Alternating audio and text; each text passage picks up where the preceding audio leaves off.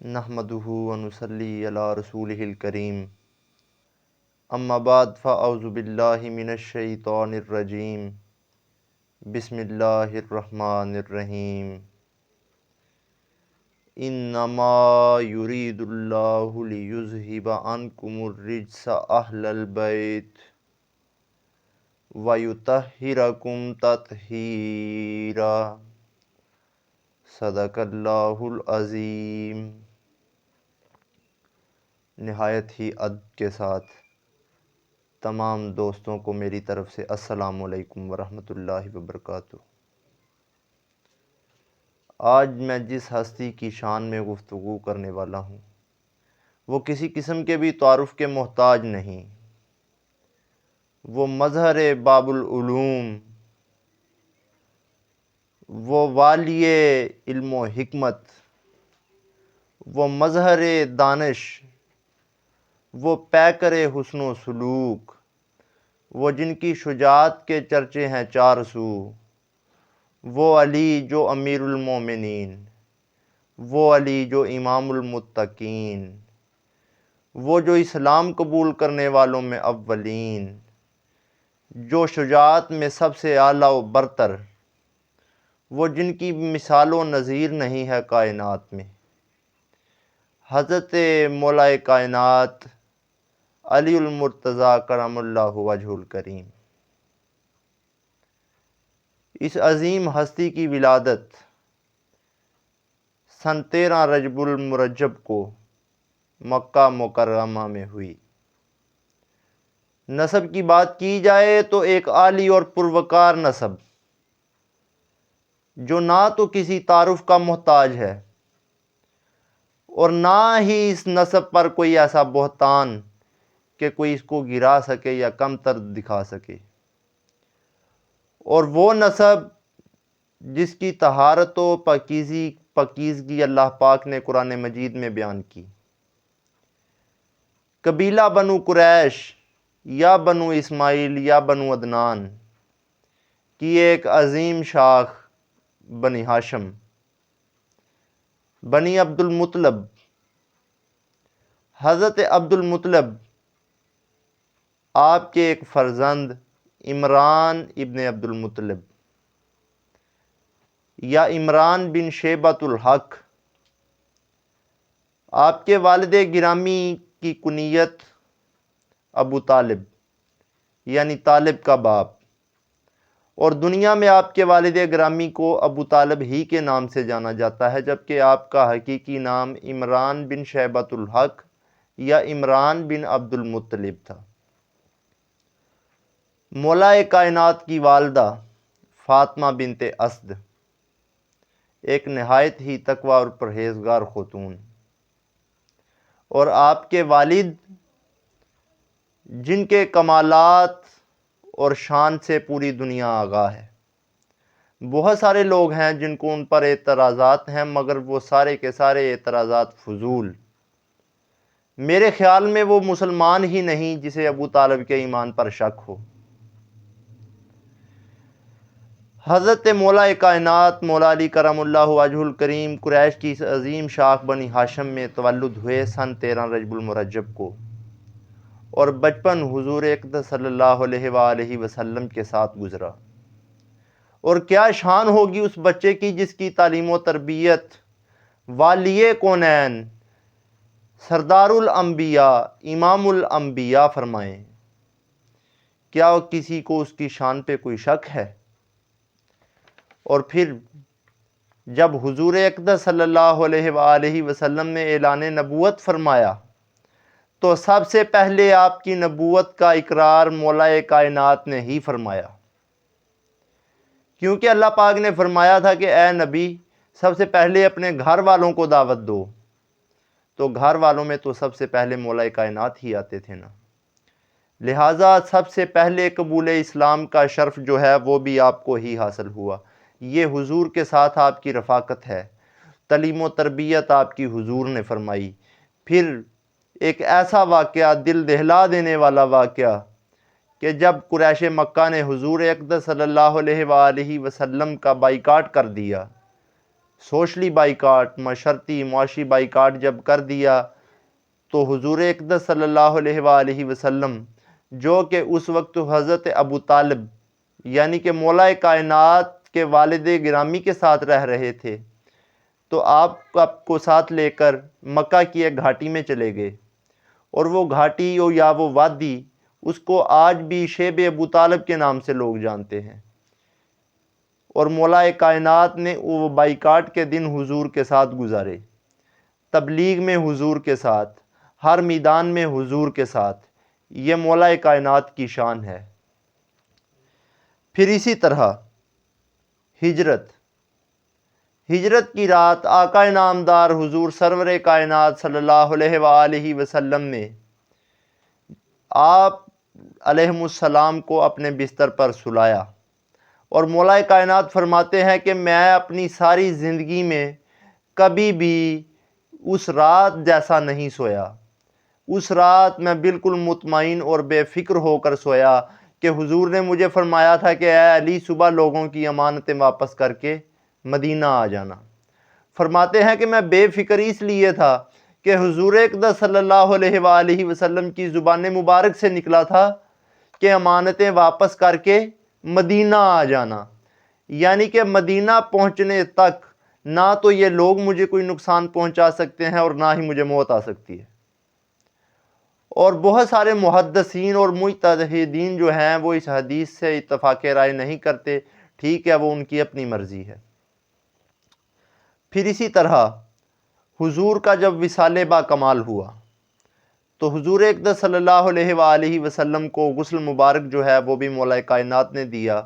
اور آپ کی تدفین مبارک، آپ کو قبر مبارک میں بھی مولا کائنات نے ہی اتارا۔ یہ حضور کا ساتھ ہے جو مولا کائنات نے نبھایا، ہر حال میں نبھایا، ہر وقت نبھایا۔ اور شادی آپ کی سن 2 ہجری میں خاتون جنت سیدۃ النساء العالمین فاطمۃ الزہرا سلام اللہ علیہ سے ہوئی۔ اور اس کے بعد حضور کے وصال مبارک کے بعد جب حضرت ابوبکر صدیق رضی اللہ عنہ کی خلافت قائم ہوئی تو پھر آپ نے آپ کی 6 ماہ تک بیعت نہیں کی، جس پر لوگ بہت سارے اختلافات و اعتراضات اٹھاتے ہیں، اور میرے خیال میں وہ تمام تارے اعتراضات جو ہیں وہ فضول ہیں۔ کہ مولا کائنات کے جو معاملات تھے حضرت ابوبکر صدیق رضی اللہ عنہ کے ساتھ، وہ اس طرح تھے کہ بخاری شریف کی یہ حدیث ہے، حدیث نمبر 3542، حدیث نمبر 3542 بخاری شریف کی یہ حدیث ہے، اور اس کے راوی جو ہیں وہ فرماتے ہیں کہ ایک دن امام حسن بچوں کے ساتھ کھیل رہے تھے، اور حضرت ابوبکر صدیق رضی اللہ عنہ نے آگے بڑھ کر انہیں اٹھا لیا، اور اٹھاتے ہی فرمایا کہ تم شباہت ہو مصطفیٰ کی، کہ تم میں حضور کی تصویر نظر آتی ہے نہ کہ علی کی۔ یہ سن کر حضرت علی مسکرانے لگے، اور بعض روایات کے مطابق تو یہ ملتا ہے کہ آپ کہکا لگا کر ہنسنے لگے۔ یہ معاملات ہیں آپس کے جو تھے وہ ان کے انتہائی حسن و اخلاق کے معاملات، اور ہمارے ہاں غلط تشریحات سامنے آتی ہیں، وہ انتہائی فضول اور من گھڑت باتیں ہیں۔ اور پھر جو بیعت کا مسئلہ ہے وہ اس طرح ہے کہ بخاری شریف کی یہ حدیث ہے، حدیث نمبر ہے 4240 نمبر حدیث ہے کہ سیدۃ النساء العالمین فاطمۃ الزہرا سلام اللہ علیہ، آپ نے فدق اور مدینہ کی جاگیروں کے سلسلہ میں، یا جو حضور کی جو وراثت سی فدق کی اور مدینہ کی، ان کے سلسلہ میں ایک قاصد حضرت ابوبکر صدیق کے ہاں بھیجا کہ ہمیں وہ جائیدادیں دے دی جائیں، جس پر انہوں نے یہ موقف اختیار کیا کہ میں نے حضور اقدس صلی اللہ علیہ وآلہ وسلم سے سن رکھا ہے کہ انبیاء کی کوئی جاگیر یا ترکہ نہیں ہوتا، جو وہ چھوڑ جائیں وہ صدقہ ہوتا ہے، اور صدقہ کیونکہ اہل بیت پر حرام ہے اس لیے وہ آپ کو نہیں دیا جا سکتا۔ جس پر حضرت مولا کائنات جو ہیں وہ 6 ماہ تک، ایک تو سیدۃ النساء العالمین فاطمۃ الزہرا سلام اللہ علیہ، حضور کے وصال مبارک کے بعد جو ان پر غم کی کیفیت تھی، جو صدمہ تھا، اس سلسلہ میں آپ کی دل دہی میں مصروف رہے، جبکہ دوسری طرف قرآن پاک کے نسخہ کو جمع کرنا کے سلسلہ میں مصروف رہے۔ اس وجہ سے بھی وہ بیعت نہیں کر سکے، اور جب سیدۃ النساء العالمین فاطمۃ الزہرا سلام اللہ کا وصال ہوا تو اس کے بعد آپ نے حضرت ابوبکر صدیق رضی اللہ عنہ کو بلاوا بھیجا کہ وہ آئیں تاکہ کچھ معاملات ہیں وہ ڈسکس کر لیے جائیں، جس پر جب وہ آئے تو آپ نے فرمایا کہ مجھے تم سے ایک اختلاف ہے، ایک اعتراض ہے کہ حضور کے وصال کے بعد خلافت کے معاملہ میں ہم اپنا حق سمجھتے تھے کہ آپ اس معاملہ میں ہم سے مشاورت کرتے اور آپ کی یہ ہمارے ساتھ زیادتی ہے، جس پر حضرت ابوبکر صدیق پر گریہ طاری ہو گئی۔ اور اس کے بعد جب یہ معاملہ حل ہوا تو ظہر کی نماز کے بعد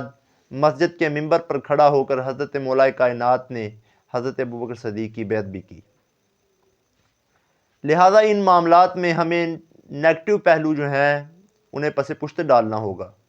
اور جو پازیٹیو پہلو ہیں انہیں اجاگر رکھنا ہوگا۔ اسی طرح دیگر جو خلافتوں کے معاملات ہیں ان میں بھی سیدنا ابوبکر صدیق کے بعد حضرت عمر فاروق اور حضرت عثمان غنی رضی اللہ عنہ، آپ کے ساتھ بھی آپ کے معاملات انتہائی اچھے گزرے، یہاں تک کہ آپ ان کے لیے بطور قاضی کا کام بھی کرتے رہے۔ اور پھر اسی طرح جب حضرت عثمان غنی رضی اللہ عنہ کا وصال ہوا تو اس کے بعد مولا کائنات کی خلافت کیسے قائم ہوئی؟ اس موقع پر حضرت طلحہ، حضرت زبیر، حضرت عبداللہ ابن عباس اور حضرت عبداللہ ابن عمر رضی اللہ عنہ، یہ اصحاب حضرت مولا کائنات کی بارگاہ میں آئے اور عرض کی کہ اب خلافت کے معاملات آپ کے سپرد ہیں، جس پر آپ نے فرمایا کہ میں امیر کی بجائے وزیر بننا پسند کروں گا، اس لیے میں تم لوگوں سے معذرت کرتا ہوں۔ پرزور اصرار کے بعد فرمایا کہ یہ بیعت پھر خفیہ نہیں ہو سکتی یا اسے مخفی نہیں رکھا جا سکتا، لہٰذا عصر کی نماز کے بعد مسجد نبوی میں عام بیعت کا اعلان کیا گیا اور لوگوں نے آپ کی بیعت کی۔ اور آپ کی خلافت قائم ہوتے ہی آپ کو بہت سارے مسائل کا بھی سامنا تھا، جن میں سب سے پہلا مسئلہ جو تھا وہ تو قصاص عثمان کا تھا کہ امت جو تھی وہ حضرت عثمان غنی کی شہادت کے بعد حضرت مولا کائنات کی بارگاہ میں آئی اور کہنے لگی کہ آپ سب سے پہلے تو قصاص عثمان لیں۔ اور بعض لوگوں کا یہ خیال تھا کہ جو حضرت عثمان غنی کے قاتلین ہیں انہیں مولا کائنات نے اپنی پناہ دے رکھی ہے، جبکہ یہ جھوٹ ہے، اس کا حقیقت کے ساتھ کوئی تعلق نہیں اور نہ ہی کتب احادیث سے اس کے کوئی مستند شواہد ملتے ہیں، جبکہ کوئی ضعیف حدیث یا کوئی ضعیف شواہد بھی اس بات کے نہیں ملتے۔ یہ بہتان سے بڑھ کر ایک کوئی چیز نہیں۔ اور دوسرا مسئلہ یہ تھا کہ امیر شام امیر معاویہ نے آپ کی خلافت کے خلاف عالم بغاوت بلند کر دیا اور نتیجتاً اما عائشہ صدیقہ سلام اللہ علیہ ام المومنین آپ کو ایک خط لکھا کہ قاتلین عثمان کو علی نے اپنے ہاں پناہ دے رکھی ہے، لہٰذا میں علی کی خلافت کو قبول نہیں کرتا، اور آپ کیونکہ نبی کی زوجہ ہیں اور نبی اکرم صلی اللہ علیہ وآلہ وسلم کے بعد آپ یہ امت پر حق رکھتی ہیں کہ آپ امت کے فیصلے فرمائیں۔ تو اس سلسلہ میں آپ بصرہ گئیں اور بصرہ سے ایک لشکر لے کر مولا کائنات کے خلاف مقابلہ پر اتر آئیں، جسے جنگ جمل کہا جاتا ہے، یعنی اونٹنی والی جنگ۔ اس جنگ میں مسلمانوں کا بہت سارا نقصان ہوا، بہت جلیل القدر صحابہ اور کبار صحابہ شہید ہوئے۔ آخر نتیجتاً اس کی صلح ہوئی اور صلح کے بعد مولا کائنات نے فرمایا کہ ام المومنین کو بصرہ بھیج دیا جائے، اور آپ نے آگے بڑھ کر خود ان کی خیر و عافیت دریافت فرمائی۔ لہٰذا ام المومنین کے ساتھ بھی آپ کے معاملات بالکل ٹھیک ٹھاک تھے، کوئی اختلافات کی بات نہیں تھی، لہٰذا کچھ ایک غلط فہمیاں تھیں انہیں دور کر لیا گیا۔ اس کے بعد پھر امیر شام نے جو عالم بغاوت بلند کیا تھا اس کے نتیجہ میں مملکت اسلامیہ دو حصوں میں تقسیم ہو گئی، جن میں افریقہ، مصر اور شام ایک طرف، جبکہ حجاز و ایران ایک طرف۔ حجاز و ایران اور عراق پر مولا علی کرم اللہ وجہ الکریم آپ کی حکومت، جبکہ افریقہ، مصر اور شام پر امیر معاویہ کی حکومت۔ اور پھر ان حکومتوں کے تنازع میں امیر شام کی طرف سے ایک لشکر روانہ کیا گیا جو کہ صفین کے مقام پر آگ کے لنگر اندوز ہوا، اور مقابلہ میں مولا کائنات کا لشکر تھا، جو کہ ایک جنگ ہوئی۔ جنگ کا نتیجہ امیر شام کی طرف سے قرآن مجید کے اوراق نیزوں پر بلند کروا دیے گئے، جس کی وجہ سے علوی فوجیں تھیں وہ منتشر ہو گئیں قرآن مجید کی حرمت اور تقدس کے سلسلہ میں۔ لہٰذا حکمین کا تقرر جو ہے وہ طے پایا کہ دونوں طرف سے ایک ایک حکم طے پایا جائے اور وہ حکم آپس میں بیٹھ کر فیصلہ کریں گے۔ لہٰذا فیصلہ پھر یہی رہا کہ پنجابی کی مثال ہے کہ دودھ میں مدھانی، سیم وہی جو سین ہے وہ یہاں بھی پیش آیا۔ امیر شام کی طرف سے دغا دیا گیا، مگر اس کے بعد بھی حکومت جو تھی وہ عراق، ایران اور حجاز پر مولا کائنات کی ہی قائم رہی، جبکہ افریقہ، مصر اور شام پر امیر شام یعنی معاویہ کی قائم رہی۔ اور اس کے بعد مولا کائنات کی شہادت، آپ کی شہادت بعض روایات کے مطابق 17 رمضان المبارک کو آپ کو ضرب لگی، جبکہ جو مستند روایات ملتی ہیں ان کے مطابق 19 رمضان المبارک کو ایک ملعون، ایک منافق عبد الرحمن ابن ملجم کے ہاتھوں آپ کو ایک زہر آلود خنجر لگا۔ صبح فجر کی نماز کا یہ وقت تھا، آپ زخمی ہو گئے اور مولا کائنات نے اپنے بیٹے عباس کو فرمایا، اب یہ وہ وقت ہے جس میں عباس کا پہلا امتحان ہے۔ فرماتے ہیں کہ اے عباس، گھر جاؤ اور اس قاتل کے لیے شربت لے کر آؤ کہ یہ گھبرایا ہوا ہے۔ کیسا وہ وقت ہوگا جب عباس گھر گئے ہوں گے اور بہن زینب سے کہا ہوگا کہ بہن شربت بناؤ۔ بہن نے پوچھا ہوگا بھائی کس کے لیے؟ تو کیسے کہا ہوگا کہ باپ کے قاتل کے لیے۔ یہ وہ خاندان ہے جن کی جود و سخا کی تو حد ہی نہیں، اور نہ ہی ان کے رحم کی کوئی حد ہے۔ رحم بھی بے شمار، جود و سخا بھی بے شمار۔ سبحان اللہ، صلی اللہ مرحبا۔ اور اس کے بعد وصیت فرماتے ہیں حسنین کریمین کو کہ اگر تو میں بچ گیا تو پھر اس سے انتقام لوں یا اسے معاف کر دوں، یہ میرا معاملہ، اور اگر میں شہید ہو جاؤں تو میری طرف سے اسے خون معاف کر دینا، اور اللہ کے حضور میں خود اس سے جھگڑ لوں گا۔ اور آپ کا جنازہ آپ کے صاحبزادے امام حسن مجتبی علیہ السلام نے پڑھایا۔ یہ کوفہ کی مسجد کا واقعہ تھا اور کوفہ شہر میں ہی آپ کا جنازہ پڑھایا گیا۔